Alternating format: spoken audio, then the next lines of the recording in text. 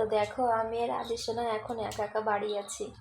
তার কারণ আমাদের এখানে আজকে 9 দিনের দিন গণেশ বিসর্জন হচ্ছে। তো আমাদের ঘরের সামনে যেই ঠাকুরটা পুজো করেছিল গণেশ, তো সেটাও আজকে বিসর্জন দিচ্ছে।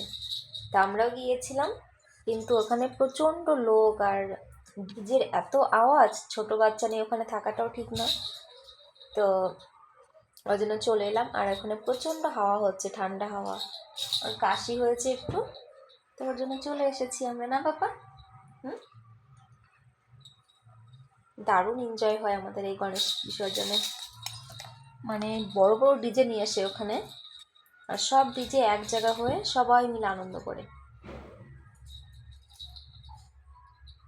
তো এখন কি করবো, দুজনে বসে বসে সময় কাটাচ্ছি। বাই করে দাও, বলে বাই বাই।